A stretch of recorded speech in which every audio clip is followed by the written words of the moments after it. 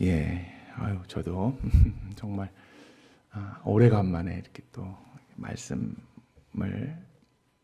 또 준비하고 이렇게 오후 예배에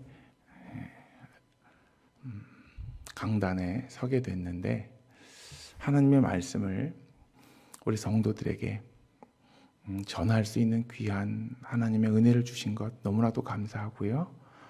또 그 저를 통해서 저의 마음을 통해서 저의 묵상을 통해서 하나님이 주시는 은혜가 우리 함께 하시는 수지광성교회 성도들에게 또 오늘 유튜브로 참여하시는 우리 수지광성교회 귀한 성도들에게 하나도 빠짐없이 다 전달될 수 있기를 간절히 소망합니다.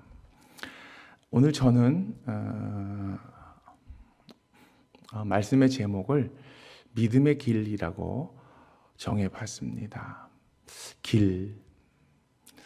길에다가 저희들이 인생을 많이 비유하지 않습니까? 삶의 모습이 길과 비슷하다고 하는데요.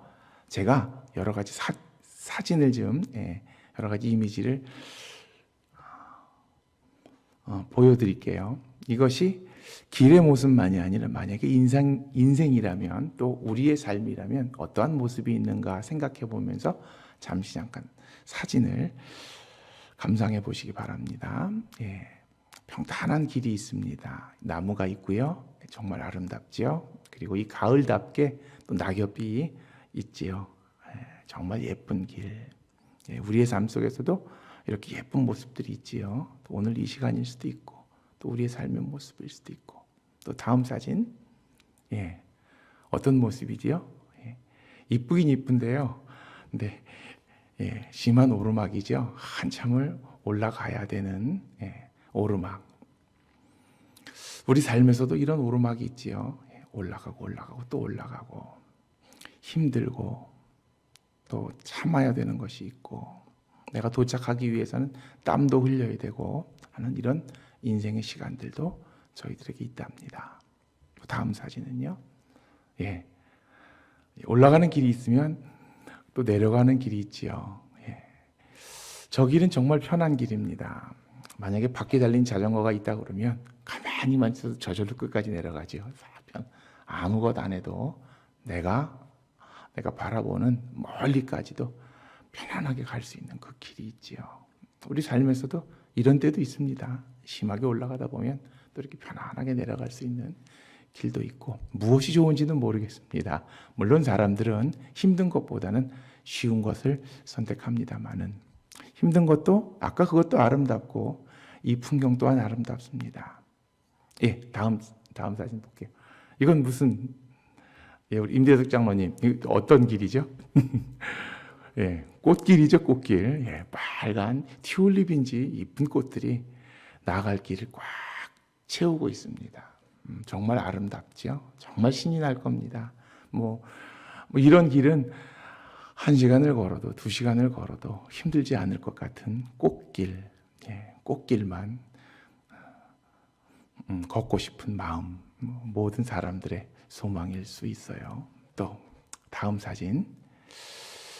그런 아름다운 꽃길이 있는 반면 이렇게 꾸불꾸불한 길도 있어요. 자, 한 번만 이렇게 굽이치는 게 아니라 계속해서 몇 번을 이렇게 꺾어져서 돌아서 내가 필요한 곳에 가야 되는. 똑바로 가면 금방 갈 것 같은데 멀리 돌아가는 이런 길도 우리의 삶 속에서도 있을 수 있지요. 또 다음 사진은요. 예, 어떤 사진이죠? 오른쪽으로 가야 될지 왼쪽으로 가야 될지 다 멋있어요. 다 좋은데 어떤 것일지 선택의 순간이 저희들에게도 찾아올 수 있지요. 뭐 인생의 모습인 것 같아요. 또 하나. 예. 어떤 길일까요? 세상에서 가장 위험한 길이라고 합니다. 예, 좁죠? 거기에 뭐 양과 차와 화물차와 여러 가지 막 섞여 있습니다. 어떻게 저 길을 통과할 수 있을까요? 우리 삶의 모습 또한 이런 모습으로 다가올 수도 있죠. 도저히 통과할 수 없을 것 같은, 너무나도 힘들 것 같은 그런 옆을 보면 바로 낭떠러지가 있고 옴짝달싹 못하는 그런 순간이 우리들에게 찾아올 수도 있지요. 다음 사진은 이 길은 어떤 길일까요? 안드레 목사님 어떤 길이죠? 오늘 목사님이 찬양 인도하고 사모님이 반주하고 너무 멋있어요. 저는 옆에서 똑딱똑딱만 쳤는데 너무 아름다워요. 행복한 길 같아요. 행복한 인생의 길. 같이 사랑하는 사람하고 손잡고 갈 수 있는 저 길 얼마나 좋아요. 얼마나 멋있어요. 이런 행복의 길이 있는가 하면 다음 사진 어떤 길이죠? 십자가를 지고 피 흘리면서 죽음을 향해 올라가야 되는 고난의 길도 있습니다. 지금까지 봐왔던 많은 길의 모습이 환경적인 길일 수도 있지만 또 우리 인생의 모습일 수도 있고 더 나아가서는 신앙의 모습일 수도 있다. 자, 어떤 것이 좋고 어떤 것이 나쁘고 어떤 것이 옳고 어떤 것이 잘못됐다라는 이야기가 아니라 이 다양한 삶의 모습이 우리 삶 속에서 펼쳐지듯이 믿음의 모습 속에서도 어떤 때는 오르막, 어떤 때는 내리막, 어떤 때는 좁은 길, 어떤 때는 넓은 길, 어떤 때는 꽃길, 어떤 때는 황무지 같은 길, 어떤 때는 사랑하는 사람과 함께하는 행복의 길, 어떤 때는 나 홀로 외롭게 눈물 흘리면서 주님만 바라보고 나아가는 길이 우리 앞에 놓여질 수도 있지요. 하나님이 어떤 길을 허락하시느냐에 따라서 또 하나님이 지금 나에게 어떤 길을 가게 하시느냐에 따라서 우리는 그 길을 걸어갑니다. 지금 걸어가고 있는 이 길이 사실은 우리에게 가장 소중한 길이고 아름다운 길이고 그 길이 하나님이 허락하신 길이라면 앞에 나왔던 어떤 길일지라도 그 길은 행복의 길입니다. 이 시간 성경에 나오는 세 인물 속에서 그 사람의 삶의 길이 어떻게 펼쳐지는가, 그 사람의 삶의 길, 신앙의 삶의 길을 통해서 우리들 오늘 함께 하시는 수지광성교회 성도님들이 같이 생각해보고 나누고 배우고 마음에 새길 수 있는 길은 또 무엇일까 같이 생각해보고 싶은데요. 제일 먼저는 아까 오늘 본문에서 읽었던 아브라함의 길입니다. 만약에 제가 이 길에 이름을 붙인다고 하면 순종의 길일 거예요. 순종의 길. 우리 교우들께서는 어떤 때가 가장 행복하십니까? 어떤 시간이 가장 기쁜 시간입니까? 바로 가족과 함께하는 시간 아니겠습니까? 우리 자녀들에게는 엄마 아빠와 함께하는 시간, 또 우리 부모님들에게는 자녀들이나 아니면 손주들과 함께하는 시간, 또 우리 젊은이들에게는 연인과 함께하는 시간, 이 시간이 가장 소중하고 가장 행복한 시간일 것입니다. 오늘 아까 읽었던 성경 본문 말씀에서도요, 인생의 길이 멋지게 펼쳐집니다. 아브라함에게 열어주시는 하나님께서 가라고 하신 삶의 길인데요, 아들 이삭과 동행하는 길입니다. 아들과 아버지가 함께 가는 길이니 행복해야 되겠지요. 그렇죠? 즐거워야 되겠죠. 기쁨이 넘쳐야 되겠지요. 근데 저희들이 오늘 본문 말씀을 잘 알고 있습니다만은 이 분위기는 전혀 그렇지 않습니다. 왜냐하면 하나님이 아브라함에게 아주 특별한 명령을 내리셨어요. 독자인 아들을, 이삭을 나에게 제물로 바쳐라. 수긍할 수도 없고 이해할 수도 없고 납득할 수도 없고 따라갈 수 없는 그러한 명령을 하나님께 받은 아브라함, 그 마음이 어떻겠습니까? 그리고 그것을 실행에 옮기는 아브라함입니다. 아들 이삭과 함께 걸어갑니다. 한쪽에는 태울 나무, 번제를 드리기 위해서 태울 나무를 안고, 한쪽에는 이삭의 손을 붙들고 그러고 갑니다. 이 상황 속 또 너무 힘들어요. 내가 하나님께 순종하기 위해서 이것을 내가 어떻게 견뎌야 되는가? 내가 이것을 할 수 있을까? 여기까지는 왔지만 앞으로 내가 몇 걸음 더 나갈 수 있을까? 내가 저 아이에게 정말 칼을 댈 수 있을까? 내가 저 아이 없이 살 수 있을까? 얼마나 머릿속에 고민이 많겠습니까? 그런데 더 큰 날벼락 같은 일이 아브라함의 귀 속에 쏟아지기 시작하는데 이삭이 말을 합니다. 아버지, 왜? 우리가 지금 하나님께 번제 드리러 가는 거잖아요. 번제 드릴 때 쓸 나무는 여기 있는데 제물은 어디 있습니까? 그 이야기를 들은 아브라함의 마음은 어떨까요? 네가 재물이야. 아브라함은 알고 있어요. 자기가 준비했으니까. 내가 너를 죽여야 돼. 너는 죽을 거야. 그 이야기를 할 수도 없고 어떻게 해야 될까요? 아브라함의 마음은 답답합니다. 어떤 아무것도 헤어날 수 있는 방법이 생각나지 않습니다. 그냥 하나님만 생각해 보는데 아브라함은 신앙이 있기 때문에 하나님께 원망할 수도 없고 이 길이 나의 길이 아니라고 도망할 수도 없고 답답합니다. 어떡합니까? 결국 아브라함은 작게 이삭에게 이야기합니다. 하나님이 그 재물들 양은 준비하실 거야. 아브라함이 그렇게 생각했기 때문이 아니에요. 아브라함의 삶 속에 어쩌면 체념과 낙심과 아픔과 그것이 그대로 담겨져 있는, 배어져 있는 삶의 고백이지 않습니까? 하나님이 준비하실 거야. 그런데 나는 솔직히 너를 희생해야 된다. 너는 희생 제물이 되어야 된다. 아브라함의 마음. 그 이야기를 하면서 아브라함과 이삭은 어떻게 합니까? 오늘 아까 읽었던 8절의 말씀입니다. 두 사람이 함께 나아가서 같이 갑니다. 굉장히 아픈 삶의 길. 선택이라고도 말할 수 없는 엄청난 고민과 갈등과 아픔의 길. 순종이라는 이름으로 펼쳐지는, 끝없이 펼쳐지는 길. 아까 사진 속에서는 어떤 모습일까요? 어쨌든 그 길이 아브라함에게 지금 놓여지는 삶의 길이랍니다. 또 하나의 길을 저희들이 성경 말씀 속에서 찾아보고 싶은데요. 한번 욥기서 23장 8절 말씀을 좀 함께 찾아보겠습니다. 구약 성경 783쪽에 있고요. 화면에도 나오니까 화면을 읽으셔도 됩니다. 욥기서 23장 8절부터 10절까지의 말씀을 우리 다 같이 함께 읽어볼게요. 시작. 그런데 내가 앞으로 가도 그가 아니 계시고 뒤로 가도 보이지 아니하시며 그가 왼쪽에서 일하시나 내가 만날 수 없고 그가 오른쪽으로 돌이키시나 배울 수 없구나. 그러나 내가 가는 길을 그가 아시나니 그가 나를 단련하신 후에는 내가 순금과 같이 되어 나오리라. 욥의 고백입니다. 어떤 상황에서의 고백이지요? 모든 것을 다 잃어버리고 사탄의 시험 속에서 다 뺏기고 나서 친구들과 대화하는 중에 욥이 자신의 삶의 고백을 하나님께 드리고 있는 겁니다.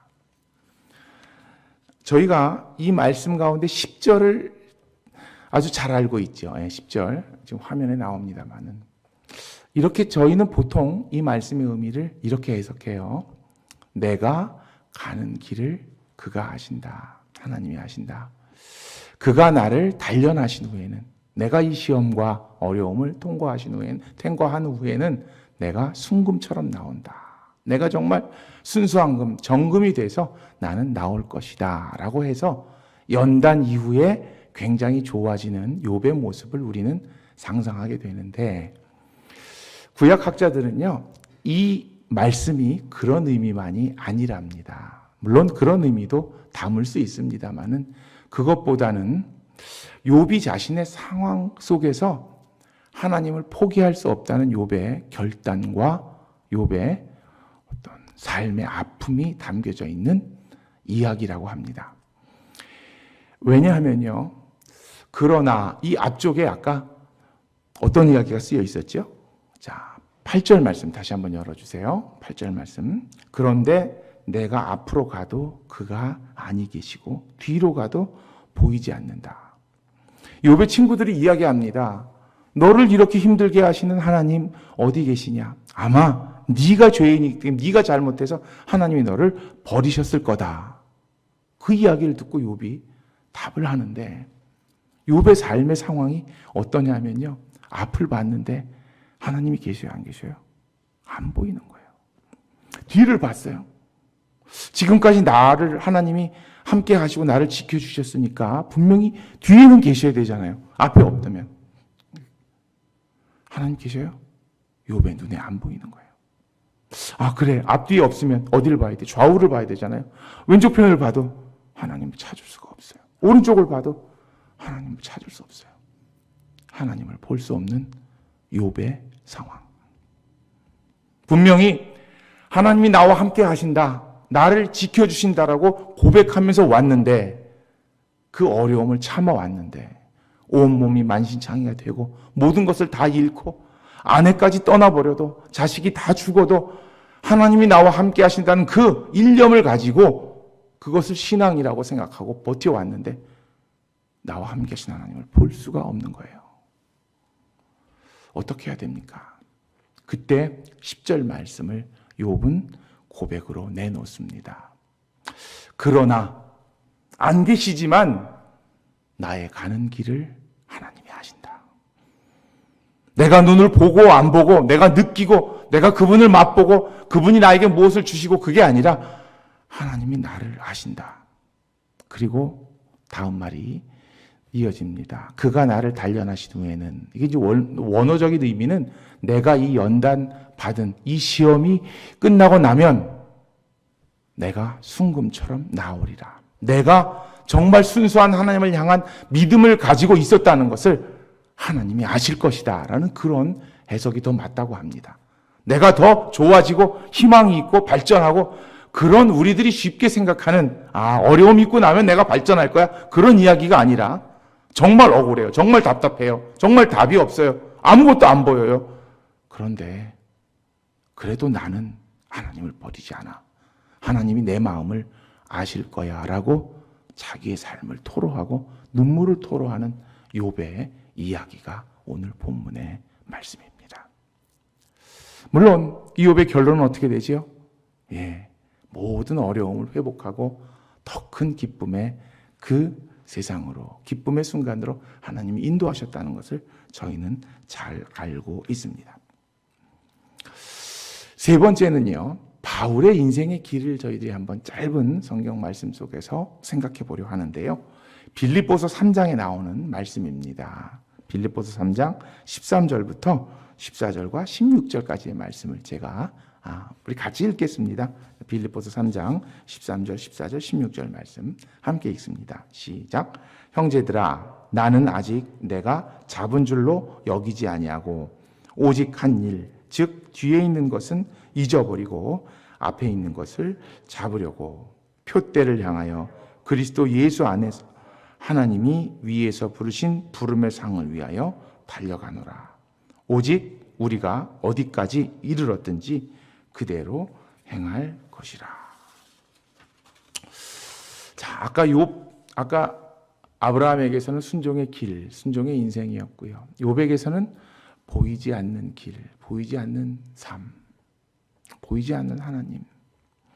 바울에게서는요, 하나님의 명령과 하나님의 말씀이 또 다른 삶의 모습으로 펼쳐지는데 바로 이 표대라는 목표죠. 삶의 목표. 만약에 살아가는 데 있어서 인간이 목표가 없다 그러면 얼마나 불행합니까? 사실 인간은 목적을 가지고, 목표를 가지고 살아갈 수 있는 에너지를 얻습니다. 내가 이렇게 잘 될 수 있어. 좋은 일이 있을 거야. 이 어려움도 금방 지나갈 거야. 더 큰 행복이 나에게 준비되어 있을 거야. 내가 어느 만큼 성장할 거야. 더 좋아질 거야. 아까도 계속 말씀드렸듯이 그런 끊임없는 목표와 좋은 일들이 우리들에게 에너지를 공급하고 사람은 그것 때문에 행복해질 수 있지요. 사도 바울도요, 그 목표에 대한 이야기를 합니다. 목표에 대한 이야기를 합니다. 근데 사도 바울이 가르쳐주는 그 목표를 향한 삶은 보통 세상 사람들이 생각하는 그 목표의 의미와 많이 다르다는 것을 알 수 있습니다. 이것이 이제 신앙의 길인데요. 아까 그 13절 말씀을 다시 한번 보여주시겠어요? 형제들아, 나는 아직 내가 잡은 줄로 여기지 아니하고, 내가 해놓은 게 없다. 사실 이것 인생에 보면 내가 한 것이 없다라고 생각할 때는 굉장히 절망적이지 않습니까? 무엇이든지 내가 잡고 내가 이루고 이만큼 됐으니까 앞으로 잘 될 거야. 그런 삶의 모습이 세상 사람들이 생각하고 원하는 모습일 텐데 사도 바울은 나는 아직 내가 잡은 걸로 여기지 않는다. 이 말씀할 때는 사도 바울이 이미 많은 것을 이루고 많은 경험을 했습니다. 그런데 아직 잡은 게 없다는 거예요. 그리고 설명합니다. 오직 한 일, 즉 뒤에 있는 일은 잊어버리고 계속해서 유혹이 밀려오죠. 네가 이만큼 했는데 정말 잘했어. 이것까지 했잖아. 앞으로도 잘할 수 있을 거야. 세상적인 방법의 에너지원이죠. 뒤를 돌아보고 내가 이만큼 했으니까 이제 더 잘할 수 있을 거야. 그런데요, 신앙의 길은 그런 길이 아닌가 봅니다. 뒤를 돌아보지 아니하고 잘못된 걸 안 본다는 게 아니라 내가 해놓은 거를 안 본다는 거예요. 내가 이루어놓은 것을 안 본다는 거예요. 내가 거기에 만족하고 내가 자족하고 거기서 내가 멈춰 있을까 봐 앞에 것을 보고 표대를 향하여 달려간다. 어디까지요? 우리의 목표가 어디 있습니까? 아까 14절 말씀 좀 펼쳐주세요. 표대를 향하여 그리스도 예수 안에서 하나님이 위에서 부르시는 부름의 상을 위하여. 정말 까마득한 일 아닙니까? 아무리 우리가 이 땅에서 수고해도 이것을 어떻게 다 이룰 수가 있겠습니까? 쉽게 말하면 해도 끝이 없는 길, 감당해도 끝이 없는 길, 그것을 사도 바울은 믿음의 길, 신앙의 길이라고 저희들에게 가르쳐주고 있습니다. 사도 바울의 마음이 이 16절에 고스란히 담겨져 있는데요. 16절 말씀 이런 의미입니다. 오직 우리가 어디까지 이르렀든지 그대로 행할지니라. 내가 이만큼 왔는데, 내가 이만큼 이루었는데, 그것이, 그 마음이, 그 생각이, 그 시각이 우리들의 삶을 변화시키지 않도록 그대로 똑같이, 어려웠을 때도 똑같이, 좋은 일 있을 때도 똑같이, 오르막일 때도 똑같이, 내리막일 때도 똑같이, 꽃이 내 앞에 펼쳐 있을 때도 똑같이, 낙엽이 수북히 쌓였을 때도 똑같이, 훤하게 넓은 길일 때도 똑같이, 꼬불꼬불해서 아무것도 안 보일 때도 똑같이, 그것이 신앙의 길입니다. 우린 지금 아주 중요한 경험을 하고 있습니다. 세상의 일들이, 세상의 고민들이 나와 하나님을 얼마나 멀어지게 할 수 있는지. 그러나 우리 믿음의 성도들은 그 어려움을 이겨내고 그 고통과 그 유혹을 이겨내고 믿음을 지켜가고 있습니다. 세상 누가 뭐라 그래도 나의 어떤 욕심과 나의 안일한 생각과 나의 마음들이 계속 나를 하나님으로부터 멀어지게 할지라도 그래도 나는 변함없이 나아가리라. 내가 해야 될 일들, 내가 해왔던 일들 끊임없이 해가리라. 바울이 저희들에게 보여주고 있는 신앙, 믿음의 길의 모습입니다. 세 사람의 이야기, 세 사람의 믿음의 선배의 이야기를 저희들이 살펴봤어요. 아브라함, 그 어려운 길 속에서도 믿음의 승리를 이뤄냅니다. 하나님 더 큰 은혜로 그와 만나 주십니다. 그가 되뇌었던, 포기했던 작은 이야기가 현실이 됩니다. 하나님이 준비하실 거야. 그조차도 믿지 못했던 그 사실, 하나님이 그렇게 해주십니다. 욥, 아무것도 안 보여도, 아무것도 하질 못할 것 같아도 하나님은 그와 함께 하셨습니다. 그조차도 못 봤지만 하나님은 그를 지켜보고 계셨던 것입니다. 바울, 변함없이 달려가는 그 길을 바울은 하나님께 소망합니다. 그리고 예수님은 바울을 그렇게 살게 하십니다. 어느 때까지요? 순교라는 이름으로 그의 목이 땅바닥이 굴러갈 때까지. 하나님은, 예수님은 그를 붙드시고 그의 신앙의 길을 지켜주셨습니다. 자, 우리 수지광성교회 믿음의 길을 이렇게 택하시고 오늘 이 귀한 주일, 다른 사람들은 휴일이죠. 그렇죠? 일요일, 휴일, 모처럼의 휴일인데 하나님께 나와서 예배하는 우리 수지광성교회 귀한 성도들의 삶, 믿음의 길. 저희 앞에는 좋아 보이는 것이 없어도 하나님이 지켜주시고 인도하시고 하나님 우리와 함께 하시는 삶의 모습을 변함없이 오늘도 이어가시는 모든 성도들 되시기를 간절히 소망합니다. 함께 기도하시겠습니다.